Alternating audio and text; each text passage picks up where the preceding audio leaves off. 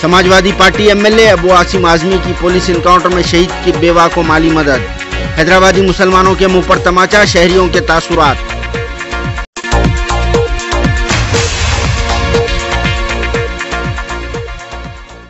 Samajwadi party से ताल्लुक रखने वाले एमएलए और महाराष्ट्र के प्रेसिडेंट अबू आसिम आजमी ने 24 अप्रैल को हैदराबाद का दौरा किया और पुलिस एनकाउंटर में हलाक होने वाले डॉक्टर हनीफ की बेवा को 2 लाख रुपए की मदद की।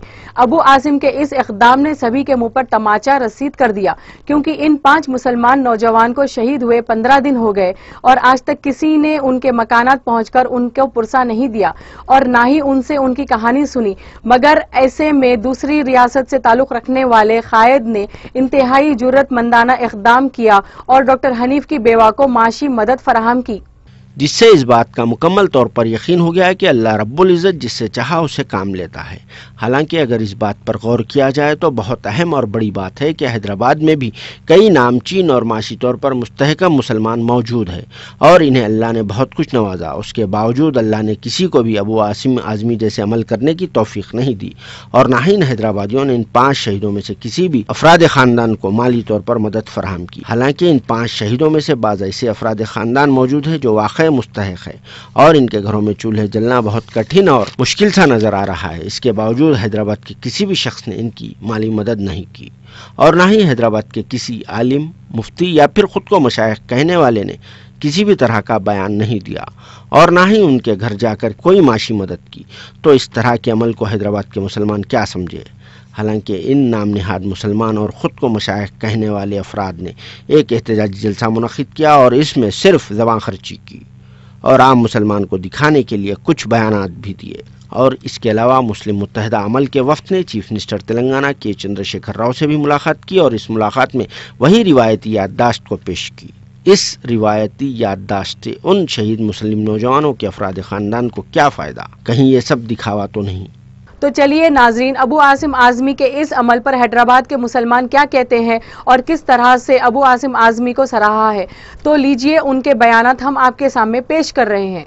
अबू हाशिमी साहब आकर गरीब डॉक्टर हनीफ की अहलिया को मदद करे, उनकी मदद से कुछ पैसे वसूल हुए और अब अपने मुसलमान भाई इतने हैं, बड़े लीडर हैं, सब कोई एक पैसे की मदद नहीं करे। उनकी बहुत बड़ी मेहरबानी है जो अबू हाशिमी की, उन्होंने आके महाराष्ट्र के लीडर जो सो मदद करे, उनका बहुत शुक्रिया अदा करना है हमारे को।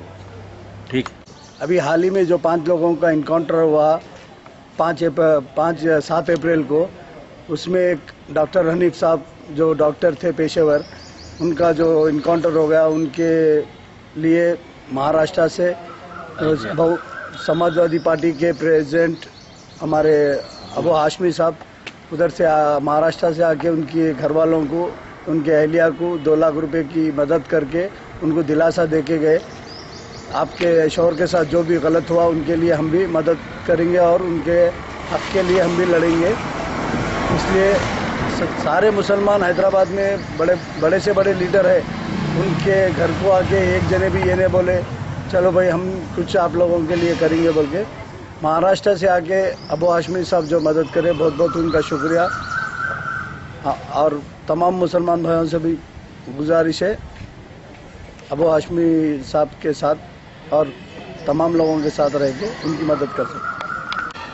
अल्हम्दुलिल्लाह, कल जो है मैं व्हाट्सएप चैनल का न्यूज़ देखा हूँ और उसमें देखने के बाद मेरे को एक बड़ी खुशी सी महसूस हुई। जो समाजवादी पार्टी के बॉम्बे के एमएलए हैं, उन्होंने जो है आलियर इनकाउंटर में जो शहीद हुए हैं वो नौजवानों के लिए 2 लाख रुपए दिए हैं।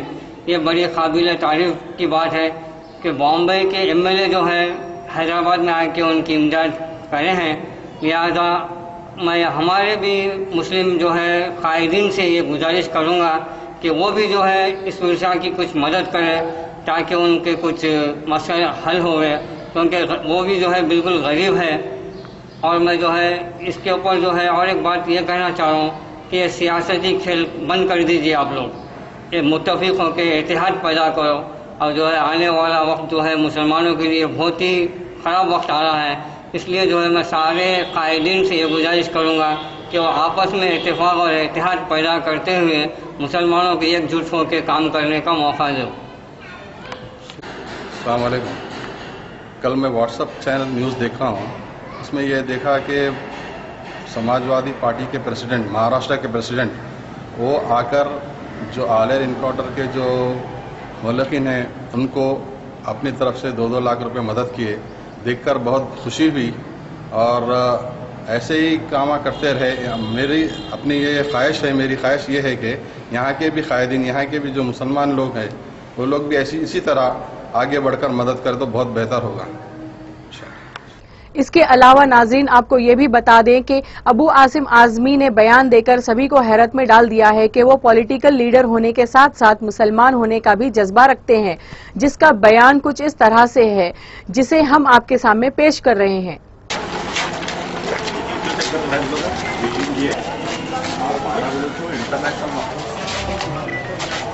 माशाल्लाह आप बहुत हिम्मत से खड़े हैं, लोग अखबार न्यूज़ पढ़ रहे हैं, देख रहे हैं।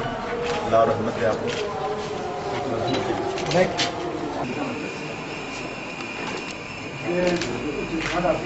हाँ वो तो बोलो नहीं हम आसिम भाई हमारी जो है ना तकलीफ करे ये हम नहीं, क्योंकि आसिम भाई पॉलिटिकल नहीं, कोई पार्टी यहाँ नहीं है। नहीं वही मैं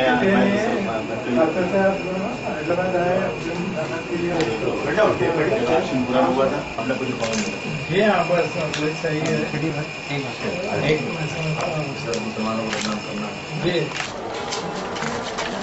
देखिए ये जो एनकाउंटर हुआ, 5 एनकाउंटर नहीं, ये सीधा सीधा कत्ल किया गया है और जुडिशियल कस्टडी में जज साहब की निगरानी में आदमी उनकी निगरानी में था और मार दिया गया। इस पे जो है सू मोटो लेना चाहिए कोर्ट को, और कोर्ट को खुद इस पे जो है केस चलाना चाहिए या। और इसके खिलाफ हम लोग जो हमारी ये मांग है कि जो SIT बिठाई गई है वो बोगस है।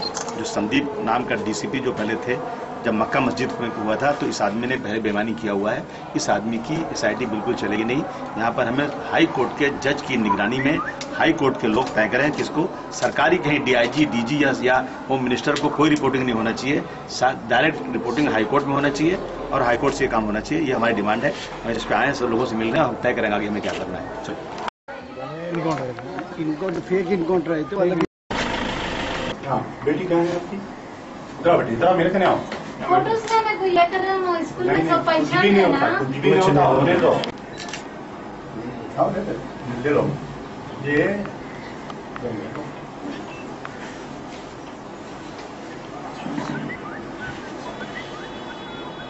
ले लीजिए ताकि वो लोग आके आपकी मदद करे बोल के। एक रुपया कोई नहीं दिए, मौत पैसे लिए थे इन लोगों ने, उनके भाया मदद करें इनकी।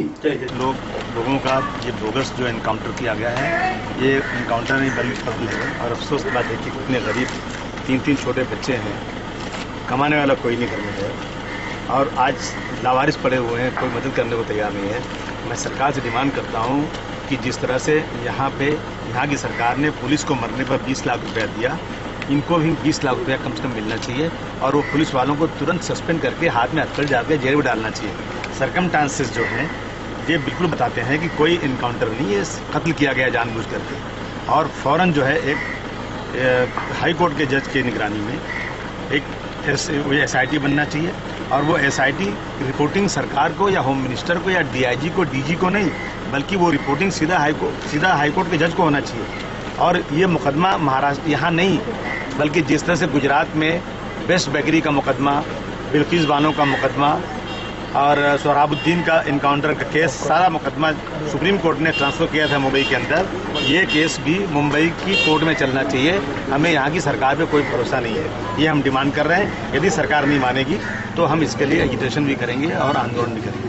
साहब समाजवादी पार्टी इनके लिए कोई मदद करेंगी आपकी तरफ से? देखिए हम जो मदद कर सकते थे अपने हाथ से, हमारे यहाँ सरकार नहीं है। हमारे उत्तर प्रदेश में यदि कोई ऐसा पुलिस किसी को मारती है, कोई फिरका वाराना फसाद होता है तो 15 से 20 लाख रुपए हम लोगों ने कुछ पैसे मदद अपने पास से इनको किया जितना कर सकते थे। मैंने पढ़ा भी अखबारों में, तो ये में जज साहब के कस्टडी में रह हुआ पुलिस कस्टडी, ये पुलिस खुद नहीं कर सकती बल्कि इसमें सरकार जरूर मिली हुई है। बिना सरकार की मर्जी के इतना बड़ा, बल्कि इसकी रिपोर्टिंग सीधे हाई कोर्ट के जज को होना चाहिए और हाई कोर्ट खुद जो है अफसर चुने कि कौन इसकी इंक्वायरी करेगा। ट्यूटर बाहर से आना चाहिए। हमने इसके पहले और इशरत जहां का केस, इन केसों में सुप्रीम कोर्ट में एप्लीकेशन किया गया तो सुप्रीम कोर्ट में ब्लास्ट हुआ था और पुलिस की फायरिंग हुई थी, तो वहां पर कई लोग शहीद हुए थे, मारे गए थे और इनकी रिपोर्ट के मुताबिक वहां उन्होंने कहा था, ये मैंने पढ़ा था कि मक्का मस्जिद बरेलवी मसलक की है और अहले हदीस के मानने वाले शाहिद बिलाल जो उस वक्त वांटेड थे, इनको उसमें इन्होंने बताया था और जो बिल्कुल गलत निकला। सच्चाई निकली कि स्वामी असीमानंद आरएसएस के लोगों के ग्रुप के लोगों ने इस क्लास में ये लोग थे, तो ऐसे अफसर के हाथ में इंक्वायरी दी जाए। मैं समाजवादी पार्टी की तरफ से, एमबीटी की तरफ से ये मांग करता हूं कि ये इंक्वायरी बिल्कुल नहीं चलेगी, इंक्वायरी हाईकोर्ट की होना चाहिए, ये अफसर में बिल्कुल भरोसा नहीं है। इन्होंने मिस्टर संदीप ने पुलिस फायरिंग को बिल्कुल जायज करार दिया था और क्लीन चिट दिया था, इन पर भरोसा बिल्कुल नहीं है।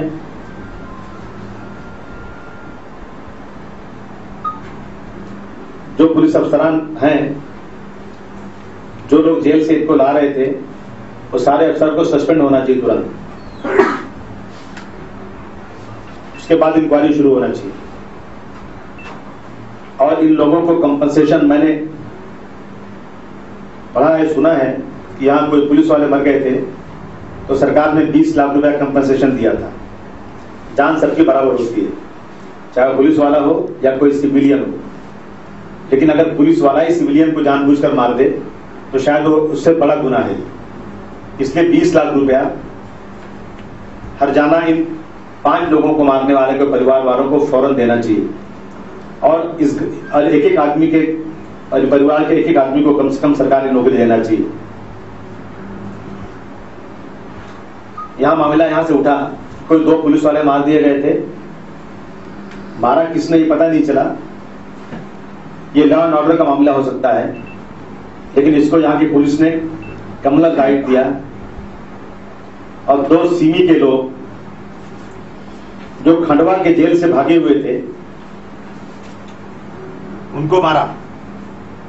सच्चाई क्या है सामने नहीं आई, उनको पकड़ना चाहिए, कोशिश करके पकड़ करके उनको केस चलाना चाहिए। जब कसाब जैसा आदमी, जिसके दिन के उजाले में इतना बड़ा जुल्म ज्यादती हो रही है, इस सरकार की मैं निंदा करना चाहता हूं। लगता है ये सरकार खुद कोर्ट बन गई है, कोर्ट और कचहरी बंद कर दें, वकीलों को बोल दे कोई दूसरा काम कर लो और पुलिस के हाथ में हथियार थमा के किसी आदमी को इस तरह से गोली मार दी जाए, ये बिल्कुल गलत बात है। जैसे महाराष्ट्र में एक पुलिस वालों को पत्थर चलाया तो होम मिनिस्टर साहब ने कहा कि अगर कोई पुलिस को पत्थर चलाए तो गोली मार दो, ये सामने सबके आया था। इसी तरह के यहाँ सब मुसलमानों का बहुत रहबर समझते हैं। मैं उनसे और तमाम लोगों से निवेदन करना चाहता हूँ कि हम राजनीति करने नहीं आए, हमारी पार्टी के यहाँ ताकत भी नहीं है, हम कोई वोट भी आज नहीं मांग रहे, लेकिन आइए हम सब लोग इकट्ठा हो जाए एक प्लेटफॉर्म के ऊपर और जो 5 लोग मारे गए हैं इसके खिलाफ अगर सरकार ने 10 दिनों के अंदर हमारी बात को नहीं माना, जुडिशियल इंक्वायरी नहीं माना, सस्पेंशन नहीं किया, कंपनसेशन नहीं दिया, तो समाजवादी पार्टी यहां पर एक बहुत बड़ा महाधरने का आयोजन करेगी सरकार के खिलाफ, जिसमें हमारे साथ हमारे अमजदुल्ला खान साहब एमबीटी के, जाहिद अली खान साहब सियासत अखबार के, और जितने लोग इस शहर में हैं, जो लोग अपने आप को इत्तेहादुल मुस्लिमीन कहते हैं, उनसे मैं कहना चाहता हूं अगर आप कुछ मदद करना चाहते हो तो आज जिस सरकार में आप शामिल हैं। अबू आसिम आजमी को हैदराबाद लाने में एमबीटी कायद अमजदुल्ला खान का बहुत बड़ा रोल शामिल है, जिन्होंने अपनी मुसलसिल नुमाइंदगी के जरिए न सिर्फ अबू आसिम आजमी को हैदराबाद बुलाया बल्कि इन शहीद नौजवानों के अफराद खानदान की आवाज को नेशनल ह्यूमन राइट्स कमीशन तक भी पहुंचाया है। तो आइए नाजरीन, हम आपको एमबीटी लीडर खालिद खान का बयान भी सुनाते हैं। सारे के अबू आसिम आजमी जो है महाराष्ट्र में मानपुर कॉन्स्टिट्यूंसी के एमएलए बनने से पहले इन्होंने खुद ताड़ा में बम्बई में जब बम्बई ब्लास्ट हुआ था इनको ताड़ा में डाले थे। ताड़ा में तकरीबन 1.5-2 साल जेल में थे। तो पुलिस का जुल्म किस तरीके से होता वो बेहतर जानते हैं। यहीं हैदराबाद में नहीं बल्कि हिंदुस्तान में जहाँ जहाँ पर भी पुलिस का जुल्म होता है वो जाते हैं। इससे पहले भी मक्का मस्जिद ब्लास्ट हुआ था, जब भी आए थे वो लोगों को भी मॉनेटरी हेल्प करे, जब भी पैसे से हेल्प करे, इरेस्पेक्टिव ऑफ रिलीजन उनको हेल्प करे। अभी भी जब से आलेर का इनकाउंटर हुआ उस दिन से मेरे से बराबर रब्त में कायम में थे। आज आए यहाँ पर, आने के बाद में वो बहुत गरीब थे, 2 फैमिलीज, एक जाकिर की फैमिली को 1 लाख रुपए दिए और हनीफ की फैमिली को 2 लाख रुपए दिए। और जो भी है मैं मदद करने के लिए तैयार हूँ। बड़े से बड़े वकील को ठहराओ आप लोग, हाई कोर्ट में, सुप्रीम कोर्ट में लड़ो, जो भी वकील की फीस है मैं देने के लिए तैयार हूँ। अगर किसी के घर नहीं है बच्चों की, स्पेशली जो मर गए उनके बच्चों की तालीम के लिए मैं मदद करने के लिए तैयार हूँ। बोले इस्लाम में, कुरान में अल्लाह ताला फरमाया कि अगर यतीम के सर पे अगर कोई हाथ फिराता है तो उसके सर में जितने बाल होते हैं उसको उतनी नेकी मिलती है। तो यकीनन यहाँ के जो हमारे कायदीन हैं, नाम नेहाद कायदीन, ये लोग आज तक उनके घर पे भी नहीं गए। अबू आसिम आज़मी बम्बई से आके यहाँ पर मदद करना ये खुद उनके लिए शर्मनाक बात है, यहाँ की क़यादत के लिए। ये आलेर का जो इनकाउंटर है टोटली फेक इनकाउंटर है। अबू आसिम आज़मी पूरे 4 लोगों के घर पे गए, सैयद वक़ारुद्दीन, सैयद अमजद, मोहम्मद जाकिर और आपके डॉक्टर हनीफ के घर पे गए। लखनऊ वाला जो था इजहार खान, उसके घर पे भी 2-3 दिन में जाने वाले हैं। तो ये एक अबू आसिम आज़मी हैदराबाद के लिए नए नहीं है, या ये इशूज़ अबू आसिम आज़मी के लिए नए नहीं है। ऐसा है कि नेशनल ह्यूमन राइट्स कमीशन वाकई काबिल मुबारकबाद हैं। ये लोग बगैर किसी एप्लीकेशन के, इतला मिलते ही national human rights commission suo motu action लिया। के.जी. Balakrishnan, justice K G. वाकई काबिल मुबारकबाद है। आज भी हिंदुस्तान में इंसाफ जिंदा है। इसका मतलब अभी इसकी इंक्वायरी होती नहीं होती, इस इंक्वायरी में क्या आता, ये हमारे लिए ज़रा थोड़ी उम्मीद बहुत कम है। लेकिन हमारे साथ देख के वो पूरे फोटोज़ देख के जब ही बोले कि ये फेक एनकाउंटर हो सकता है। लेकिन मुल्जिम को मुल्जिम करार देने के लिए कुछ, उसके लिए कुछ प्रिंसिपल्स है, उसके लिए कुछ करना पड़ता है, वो हम कर रहे हैं। तो इसी के साथ व्हाट्सएप टीवी पर पेश किए गए अबू आसिम आज़मी का खुसूसी प्रोग्राम यहीं पर खत्म होता है। हमें और हमारी सारी टीम को दीजिए इजाजत, और ताज़ा तरीन खबरों को जानने के लिए देखते रहिए व्हाट्सएप टीवी न्यूज़। हम बनाते नहीं, दिखाते हैं।